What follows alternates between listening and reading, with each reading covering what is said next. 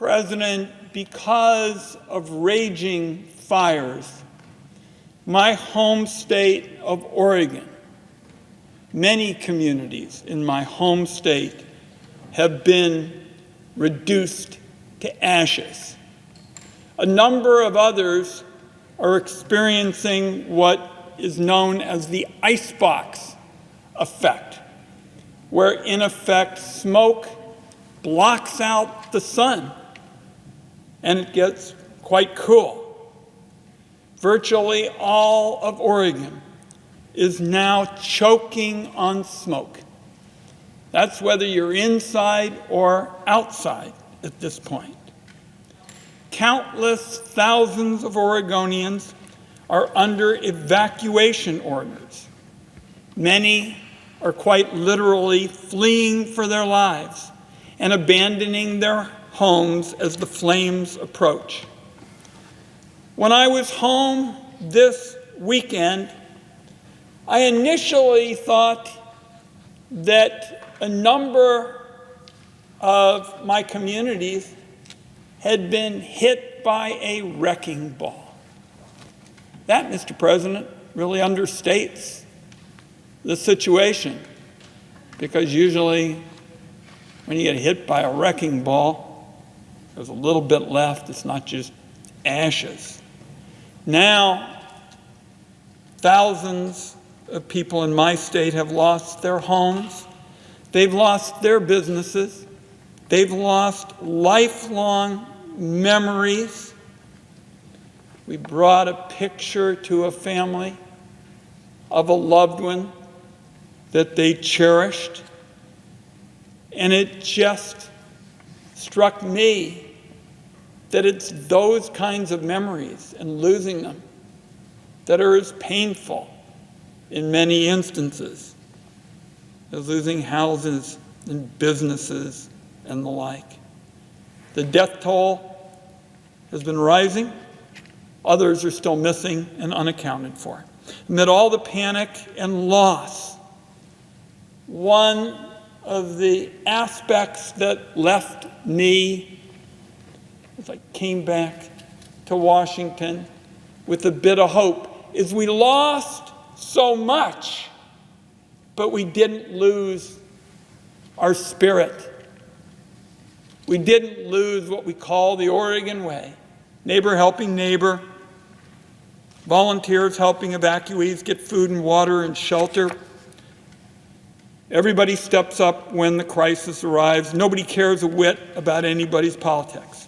So I have come to the floor today with a specific purpose, Mr. President, and that is to ask the United States Senate to match the same standard. I saw volunteers, neighbors, and Oregonians helping Oregonians this weekend to show the same kind of can-do spirit. But the Senate needs to act on a different cause. The President of the Senate is new to this body. He has a state with a lot of rural terrain.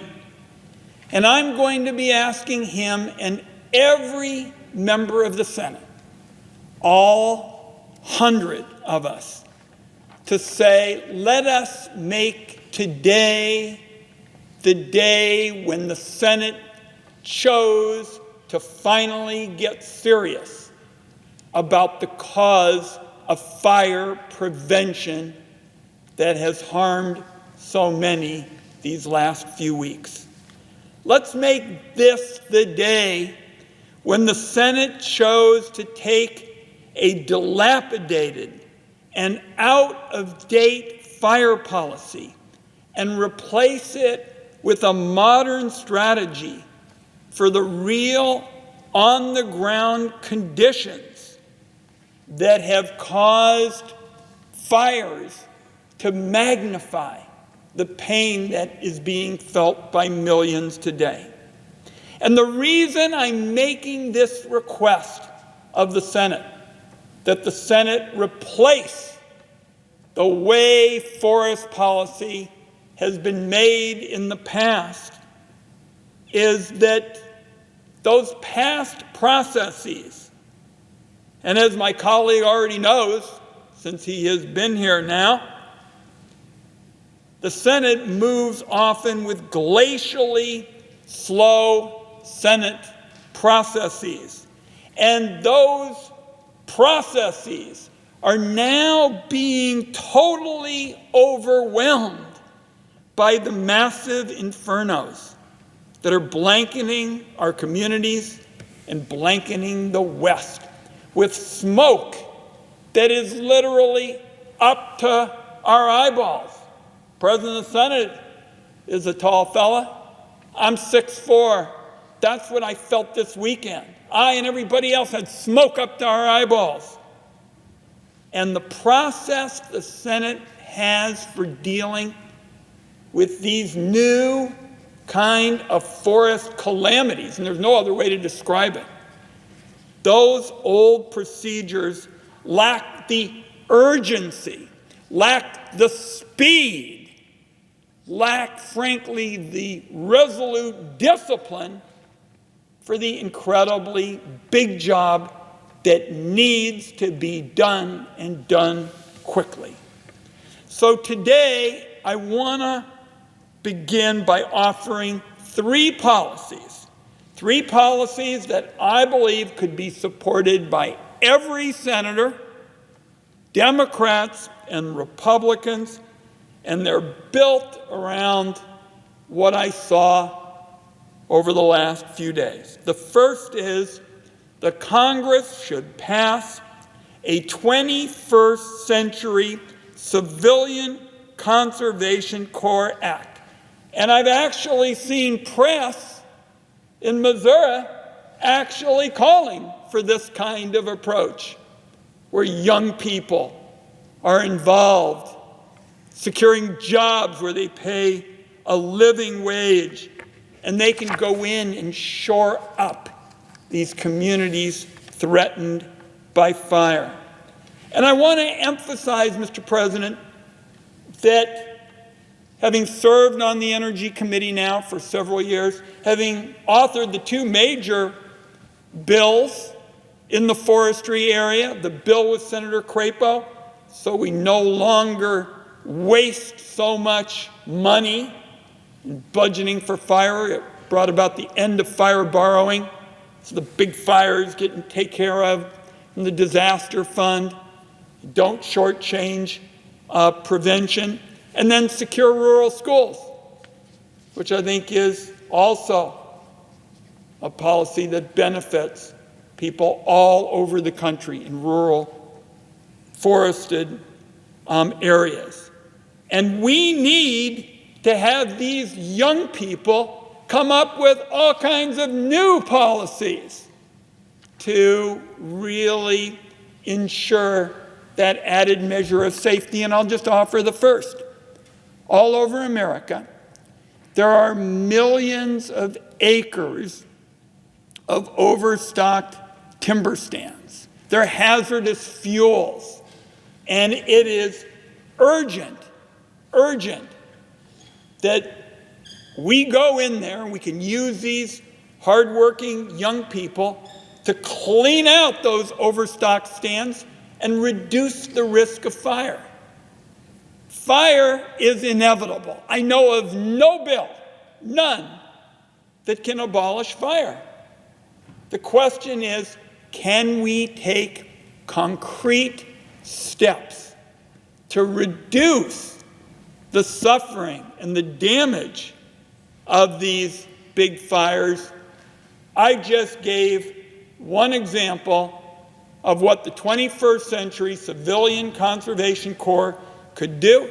In my home state, there are more than 2 million acres backlogged in terms of these hazardous fuels that need to be reduced, that you could have the 21st century Conservation Corps, thousands of young people going into every state and taking action to reduce these risks.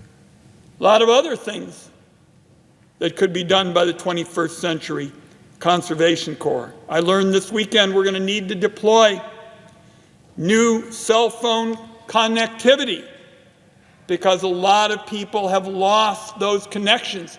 In fact, Madam President, one of the challenges in trying to determine how many people we've lost is we believe that a lot of people, when the fires hit, went to a friend's house, and then the friends not able to communicate because they lost cell phone connectivity.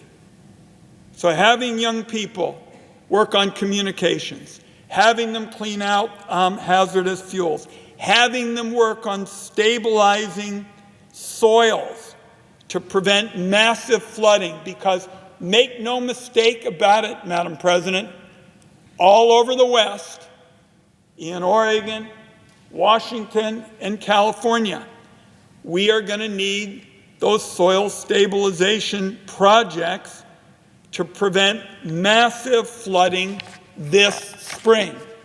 As sure as the night follows the day, it will be a problem.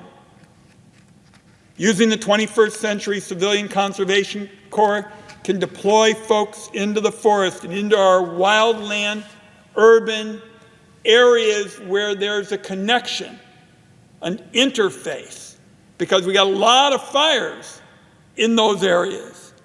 And the Conservation Corps can reduce hazardous fuels, prevent catastrophic fires, and they can do it on a grand scale.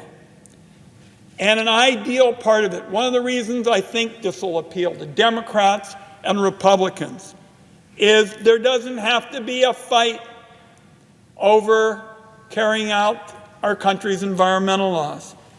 As I mentioned, in Oregon alone, there's a ready backlog of more than 2 million acres that needs to be treated. Without those treatments, Madam President, a lightning strike, a carelessly dropped match, can start yet another inferno. Just picture that.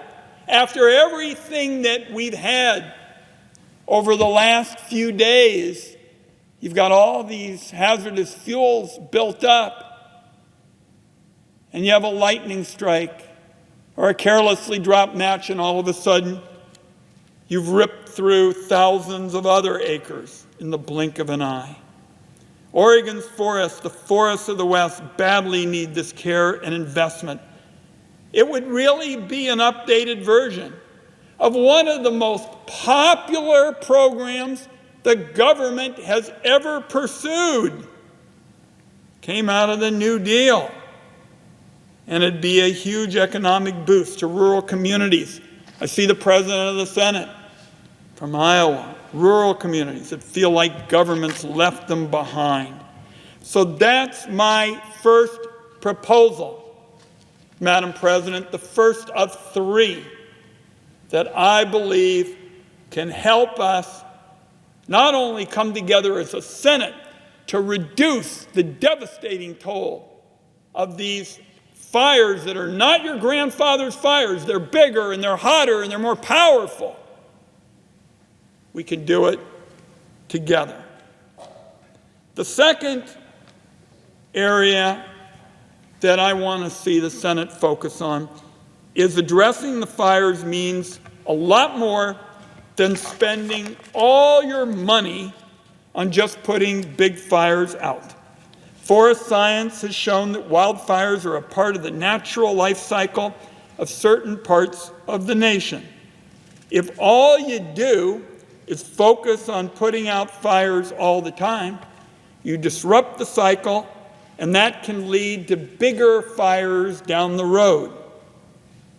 But America no longer gets just manageable natural fires. Instead, we get these huge infernos like the ones we've got in Oregon, fires that are hot enough to melt a car and sterilize the soil. I'd ask the President of the Senate to just imagine how hot it's got to be to melt a car.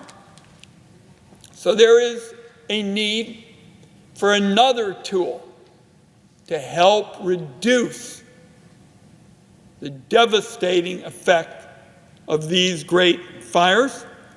It's supported by scientists who have been looking at the various tools for dealing with these horrors, Democrats, Republicans, and it basically involves a prescribed fire that can be done safely in the off-seasons, say in the winter months.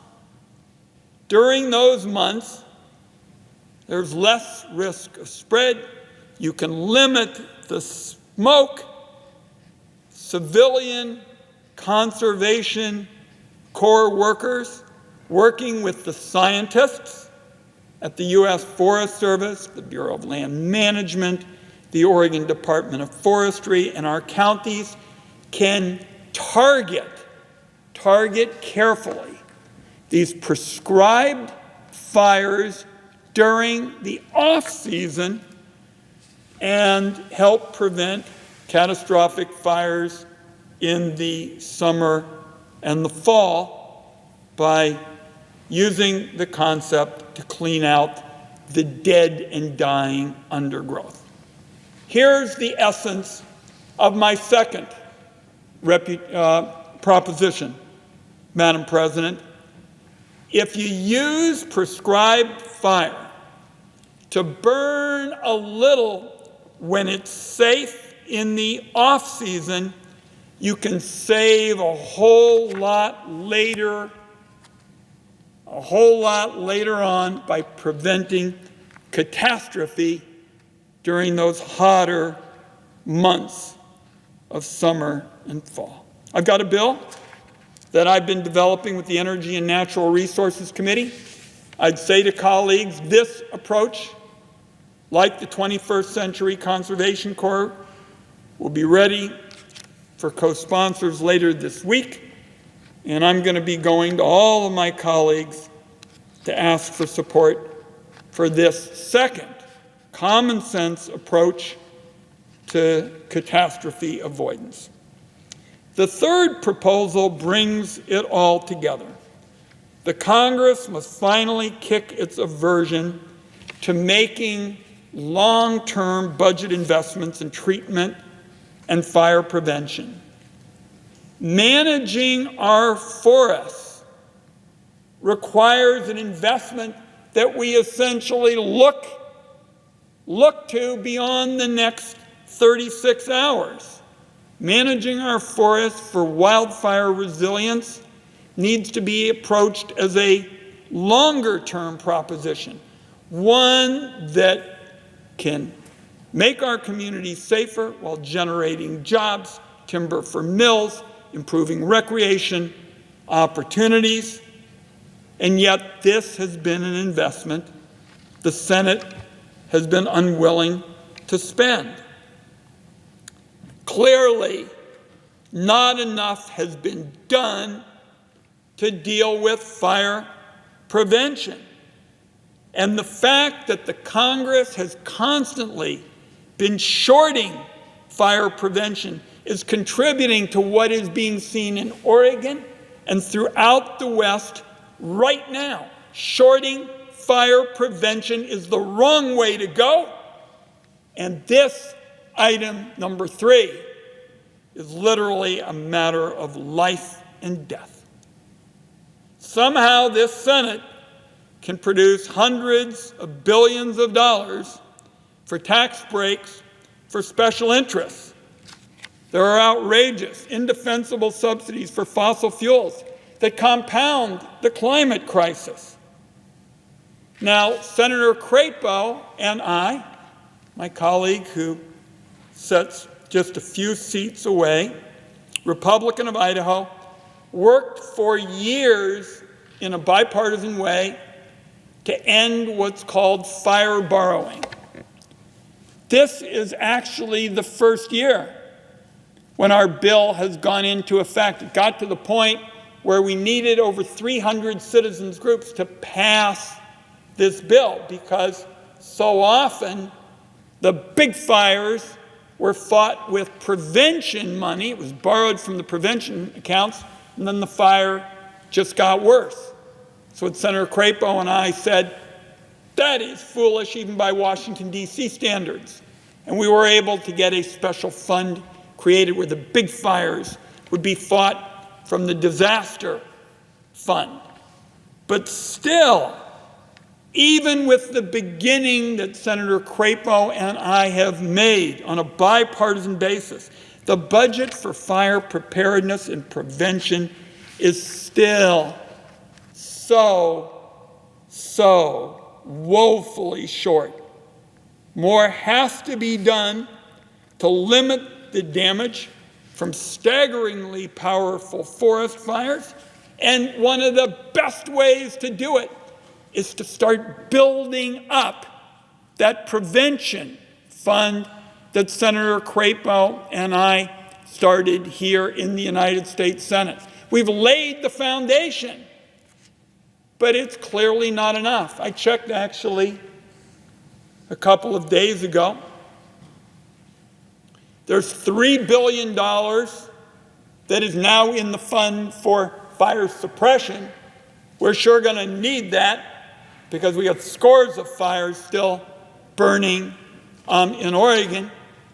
But we're going to need to build up preventive funds. And still, prevention as of today, September of 2020, is woefully underfunded.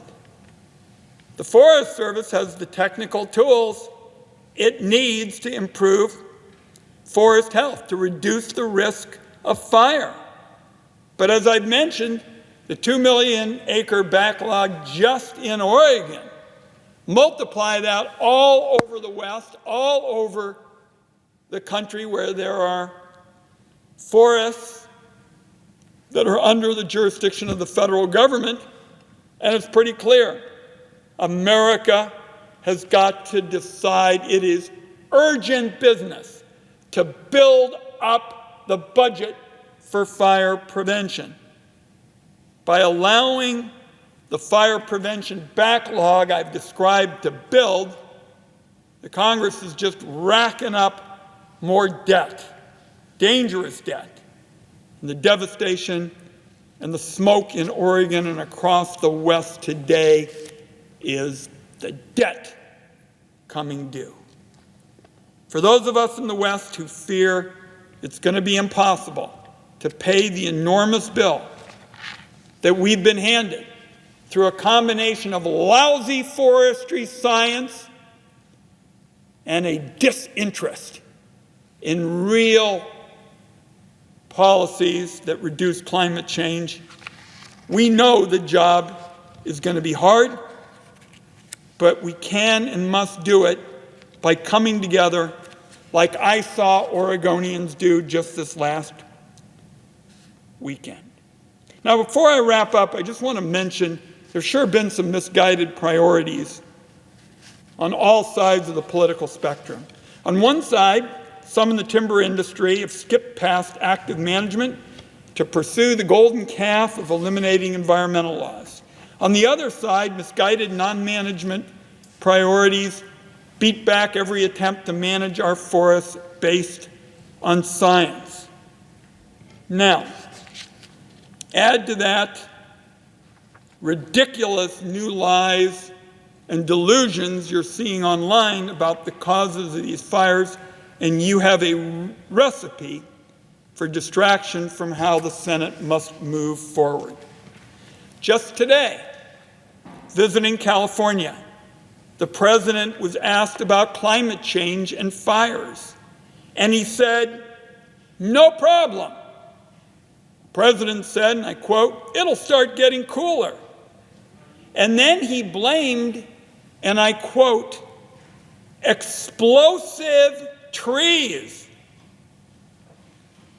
Sending that kind of nonsense across the land is cold comfort to the families mourning the loved ones they've lost in the fires, or the thousands of Oregonians who barely made it out before their homes and families went up in flames. The Senate has an obligation to act. An obligation to act because around this country, and it's not just in my state, But across the West, big-hearted neighbors, animal lovers, county employees, city administrators, local U-Haul businesses, teachers, nurses, retirees, all of them are stepping up and pitching in. They're bringing food and clothes and towels. They're helping with mental health services. And I particularly want, before I wrap up, to thank the incredible firefighters. The firefighters who are working on hardly any sleep. And the first responders, the people, the police, and others who are doing so much. They're helping with cell phones and service. My staff and others in the delegation have been working with these folks, and I see my friend from Virginia who knows a lot about what it takes to maintain communications networks, and that's what we're working on this afternoon. One problem that's come up there is networks and equipment burn. There's a major strain on the resources for people on the front lines fighting the infernos. For example, the repeaters that can amplify a signal and keep our firefighters connected. So I'm hearing that this country doesn't have enough repeaters in stock to begin to address such a crisis that the West is experiencing. It's another example of what happens when you ignore year after year the urgent need for serious fire prevention. And I told some friends before I left Oregon that I was going to come back and say, I'm going to try and bring the Senate together around fire prevention. And one said, well, you're going to be Mr. Fire Prevention. I said, no, it's not how it works. I'd like to make this the Senate that's known for fire prevention. The Senate that said, between there and here, there are 100 United States senators. We have differences of opinion. Lord knows that's the case. And I'm just going to mention one. But I've also offered concrete proposals, a 21st century conservation corps, prescribed burning, changes in the budget that Democrats and Republicans can come together on. And the reason I say that is because we've already done it. That's how Senator Crapo and I ended fire borrowing. So I'm going to close with this. What I saw this weekend was heartbreaking. Thousands of families mourning unthinkable loss, trying to figure out how to move forward when their homes and their possessions have been reduced to ash. But when you talk to them, they'll tell you that they also know that the problem is not going to get better all by itself. And that is, and I know there are senators who want to debate this, that is because the climate crisis is here, right now, today. It is no longer a far-off hypothetical danger for senators to debate in comfortably air-conditioned buildings. The American West, my state, is on fire. Whole neighborhoods, whole communities are being reduced to ashes. Our air quality has the dubious recognition over the last couple of days as being some of the worst in the world. The climate crisis is happening now to us, to our kids, and America and the Senate ignores it at our peril. I brought today three concrete proposals that I think makes a serious contribution to reducing the pain and suffering that has been seen across Oregon and across the West the last couple of days. I want this to be the day the Senate gets serious about fire prevention as part of a comprehensive effort to fight the climate crisis. The ideas I've outlined, the three major proposals, ought to become law soon. They ought to have bipartisan support. They're policies that will protect our communities, the families who live in them, protect jobs, protect homes, protect businesses, and they sure are a lot cheaper because they will prevent fires rather than force a bigger price tag to rebuild communities out of the ashes. Madam President, I yield the floor.